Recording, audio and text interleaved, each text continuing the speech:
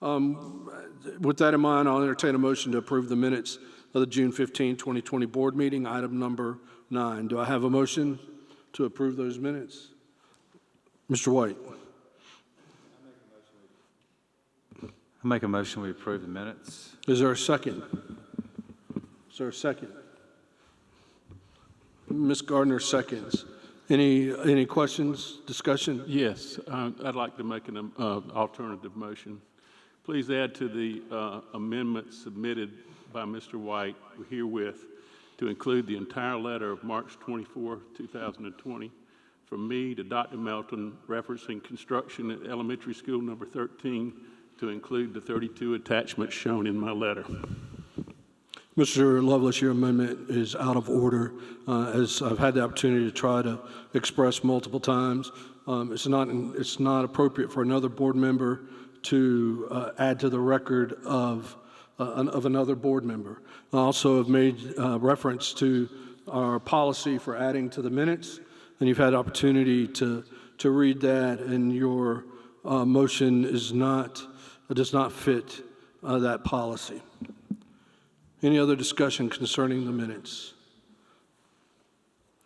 As many as favor the adoption of minutes will raise their hand, and I'll count those online. And as many as oppose will raise their hands. And it appears that that motion passed 4-3. That brings us to public participation. And the first two participants, I believe, were in the overflow, so I'm going to give them a moment to step into the room, Mr. Stone Pinckney and Ms. Kim Murphy. So if you are in the hallway, I'm going to give you a minute to step in. The board welcomes and encourages public participation. We respectfully ask that you adhere to the procedures and the decorum provided in board policy BEDH, public participation at meetings. Your comments should be limited to 3 minutes. Dr. Harris is our official timekeeper, and you will see him hold up some indications of your time remaining. Questions asked during public participation will be handled in accordance with board policy BDEH. Many of you had questions about reentry. Hopefully some of those questions have been answered, but you're certainly welcome to come to the microphone. Stone Pinckney. Stone Pinckney. Thank you. Kim Murphy. And if you'll use the microphone here in the center of the room. Would it be possible to use this one to avoid the echo? You can try this one first, just because we've had other people at that one, and that's really for your sake. Let's see how this works. If not, we'll make that adjustment. Okay, thank you very much. I apologize, I missed a little bit of the... Yeah, just give us 1 second to sound check that. And there's a lot of echo in that microphone. If we need to, we'll move the podium. We're going to wipe that down for you and allow folks to go to the podium. So thank you.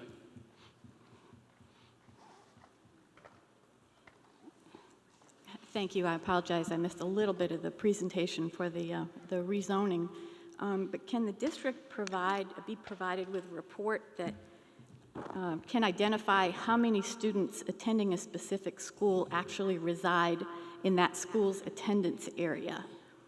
And of the students not residing in the attendance area, do you have a breakdown of that? Whether or not they're there for a school of choice, hardship, employee students, are you factoring this data in the reports in the presentation? Is it possible that students residing out of the school's attendance area might cause adjustments to the attendance line so that it would force students currently residing in a school's attendance area to be rezoned to another school? I know this is a work in progress, but also the increase in enrollment numbers at a school doesn't necessarily mean growth in the school's attendance area, which I'm sure you recognize that. But without having this data, a recommendation to move attendance lines might be skewed. It seems that having as much enrollment and residency data as possible incorporated into the report will help you make a better decision in the long run. Also, in previous years, there was a much more detailed budget presented. Can a more detailed budget be presented to the public at this stage? If a more detailed budget presentation has been provided to the board members in advance of this meeting or future budget meetings, can you also provide that in the board packet that is given to the public? It seems that it would be very difficult for board members to make such important financial decisions regarding the budget and taxation with just the consolidated budget presentation that you have. So I imagine you must be provided with something with more detail. How many students is this budget based on? That's kind of difficult to answer probably right now, but you may have an answer to that. What is the value of the mill? And also, the public meeting tonight actually started at 6 p.m. Sometimes it starts a little earlier. However, it was advertised that the public meeting started at 7 p.m. Can you consider clarifying this on the agenda and also live stream the earlier public meeting?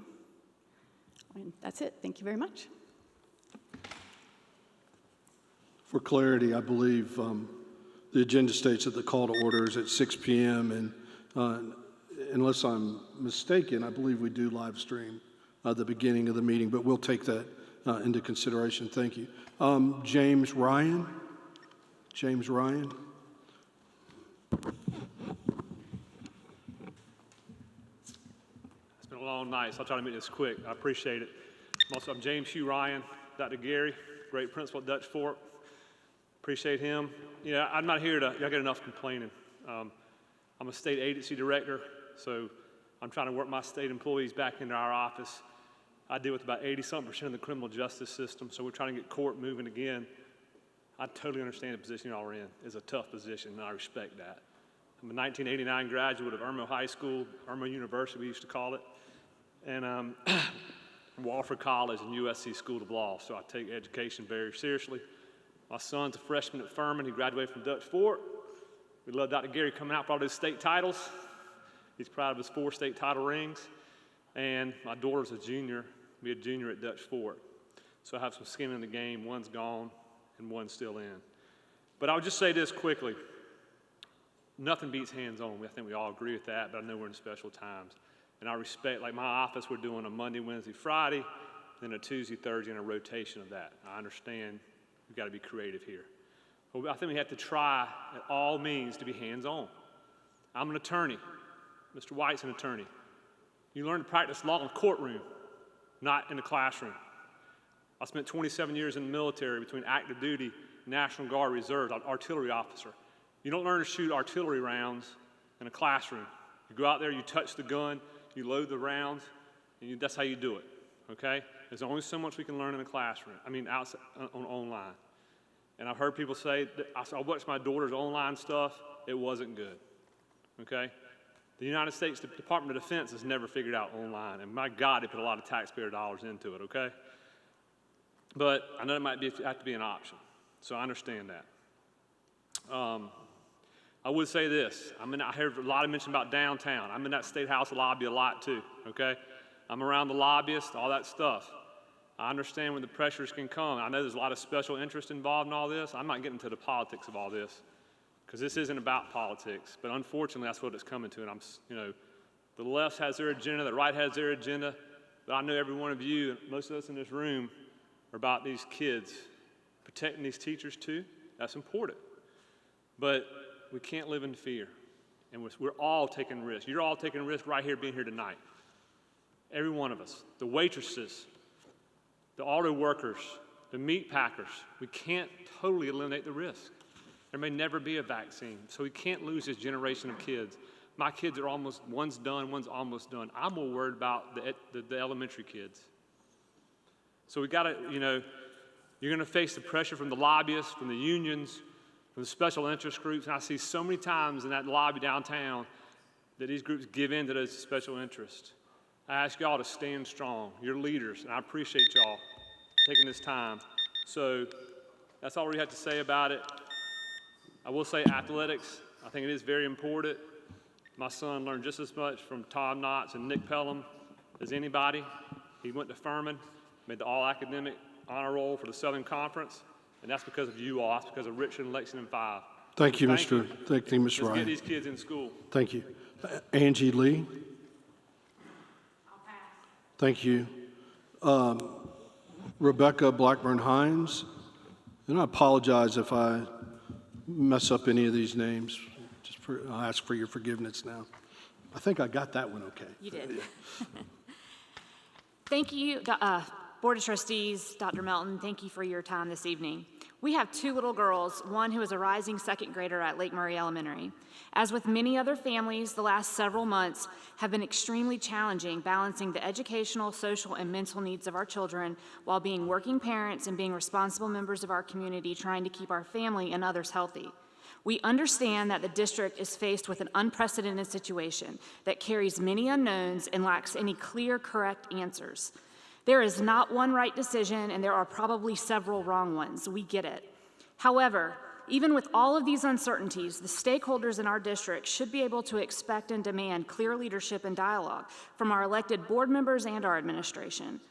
As vested stakeholders in this district, we are extremely concerned by the lack of communication with parents, teachers, and other employees, and the perception of disregard for the majority's thoughts and opinions during a time of crisis.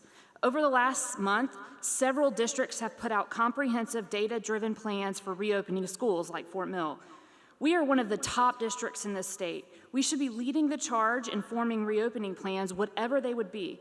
Instead, it appears to the public that we sat back waiting on the Accelerate ED to provide guidelines, while common sense dictates that implementing the reopening of schools in the middle of a pandemic would take months of planning and several opportunities and methods for all stakeholders to provide feedback, such as the effective use of surveys, where everyone is confident that they are heard and respected. Instead, virtually every parent I have spoken to and several teachers have heard crickets. We've learned that the district created task forces to provide recommendations for reopening, but the content of these meetings were kept silent, unlike Accelerate ED or SC. The surveys sent out last week were almost insulting for several reasons. Surveys should have been sent out months ago, and the fact that the district told the public that they would release a plan this week and then sent out a survey to parents and teachers only a few days prior to the release, after a deadline, or with a deadline after the release of said plan, seems a little outrageous. In fact, I was told by an administrator that they expected to see a final draft of this plan last Thursday morning before that survey was sent out to parents. Finally, the questions in the survey. I'm not sure who wrote these questions, but as the wife of an educator, to ask a question with implications that teachers or child care providers is tone deaf to the profession. In closing, while I feel it is in the best interest of my child to return to the classroom environment with as much normalcy as possible, I understand that others may not feel this way, and as of right now, it's not my responsibility to make that decision, and I do not presume to know all the answers. However, I implore that each of you make a concerted effort to acknowledge listening to the stakeholders in our district. It's impossible to make everyone happy, but it is equally impossible to make anyone happy when they are not given the opportunity to be heard. And my statement is to encourage those conversations. Thank you very much. Thank you. Tony, is it Gaman? Tony? Thank you. Daniel Ashley?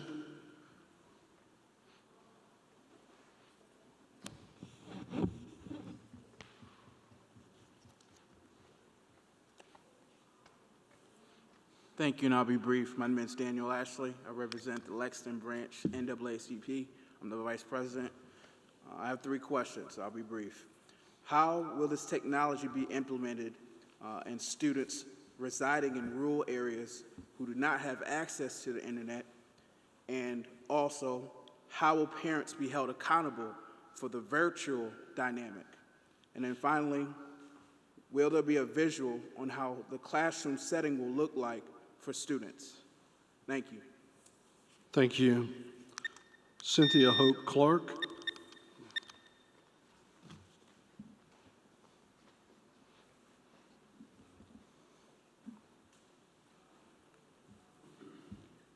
Good evening. My name is Cynthia Hope Clark. 3 of my sons graduated District 5, and my grandson currently attends school in the district. I've lived here 26 years. I am also one of 2 administrators for the Facebook group Learn About the District 5 School Board. This group originated last year regarding rezoning and a perceived lack of communication from the board. Of course, current events with COVID have since dominated the scene, but the mission is still the same: to provide the public a venue to civilly express their thoughts about District 5's direction. We have grown to 1,635 members, consisting of parents, grandparents, teachers, retired teachers, principals, community advocates, daycare workers, recent graduates, and concerned taxpayers. We are a traditional grassroots group that cares about how our children will acquire an education. We get so many concerns brought up on the site and back channeled to the administrators. People are scared, and they feel they have no one to ask questions of or make comments to. Many of these people are live streaming now. A teacher asked me to ask this tonight. What is the plan if a student or teacher in a class is diagnosed? Will the class have to be quarantined? No plans have been given to us. That's a huge issue. Yet she came to us instead of you. Others voiced concern regarding the recent survey for parents and guardians. Perceived as insulting, the survey asked people to put priority on items like, I need my child to go to school so I have child care and can go to work. Other school districts have put out simpler surveys with the options of how school can open. That and a comment section might have provided all you needed without parents feeling pressured to prioritize the safety of students over the safety of teachers or vice versa. Parents and teachers are under enough pressure as it is. We know these answers are not easy and the problem's complex. But people can't make plans for work, for daycare, for transportation. Teachers fear for their physical safety while grappling with the guilt of getting students back to school. I'm not a teacher, nor a parent right now, but I am in limbo, waiting to see if my son needs me to step in and fill in so he and his wife can go to work. I feel for the families lacking such a support system.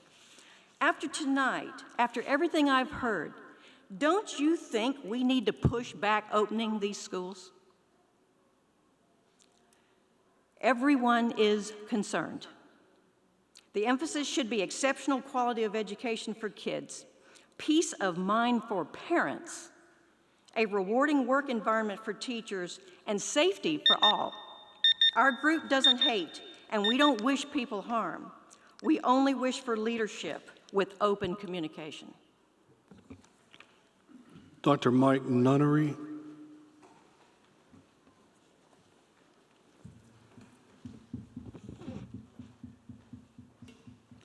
Hey, I'm going to speak from the perspective of a family medicine physician.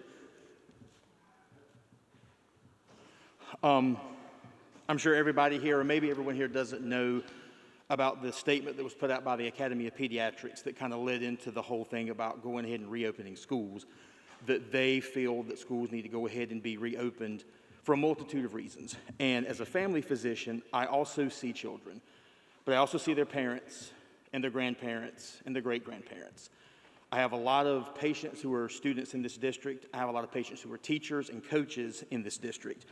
And from my perspective, there are some concerns about the return to school. The Academy of Pediatrics came back and later clarified and said that they want schools to be back open and they want to get kids back into school, but they want to do it safely. And the way they qualify safely, based on the science that we have, is social distancing and wearing masks. And I have my doubts on how well it'll work for middle and high school, but I can tell you, as the father of 2 rising 4th graders in our district, asking those elementary school kids to keep their masks on is going to be almost impossible. I have seen 5-minute visits in my office with a parent turn into 10 minutes or more because I can't ask the mom a question because they're too busy trying to fight their kids to put the mask on because they're scared to death of what they're going to pick up in my office. I've talked to lots of friends who are teachers. I've talked to lots of patients. There is one teacher who's a teacher in our district who's a friend of mine that confided with me that she's terrified about going back. I have got another teacher who's asked me to give them a note because he's a type 2 diabetic and a cancer survivor, and he's scared of going back. Have another one I spoke with today, and he is concerned about safety at the high school end with people running around with masks on. Kids have student IDs that they're wearing, so he's concerned about the safety issues with the masks. And it's hard for me to ask my kids to go back to school when we're still not allowing family members to come back into the room when we're seeing patients. It, to me, is almost a little bit hypocritical for me to send my kids there, but then not allow family members to come back. You know, I've got concerns about availability for supplies. Some of my questions have been answered with the presentation, but it's hard for us to get cleaning supplies and PPE. You know, how can we make sure the schools are going to have it? And echoing again, what happens if we get a positive test? You know, right now in my office, testing takes about 7 to 14 days to get back. So there's a lag time between testing. So, and this virus can expand exponentially. So what happens if you have a positive test with a teacher? What happens if you have a positive test with a student? Does that then shut the classroom down and overload the teacher who's trying to do things virtually? What kind of delays does it do?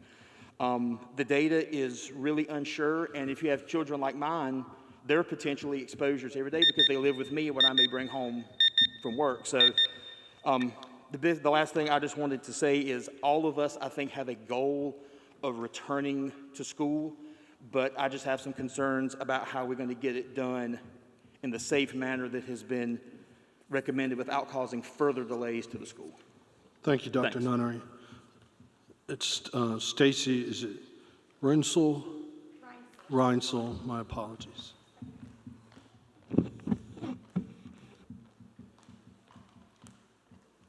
Good evening. My name is Stacy Reinsel.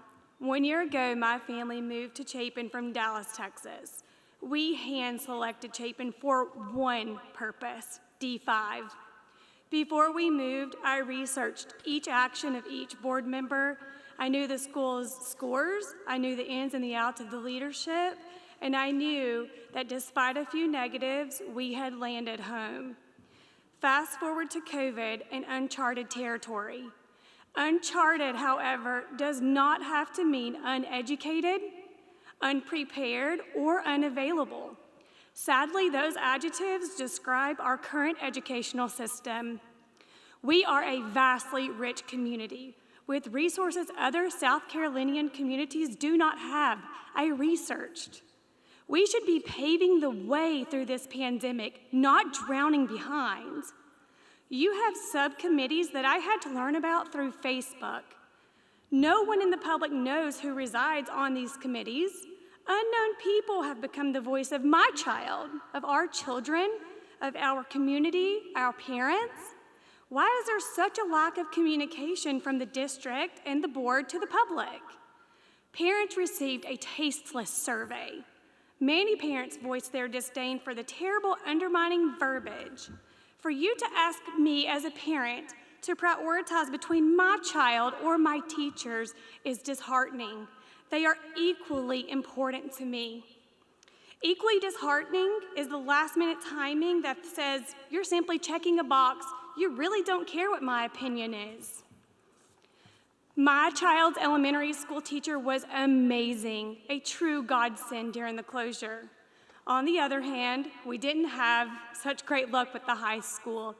You guys know that because I reached out to you personally, and thank you, Dr. Melton, for being available after hours. I owe you.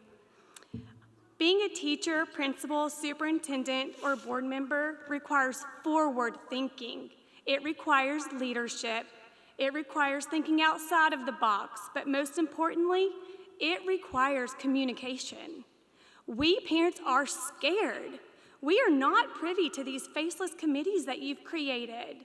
We have no voice about the well-being of our children and their education.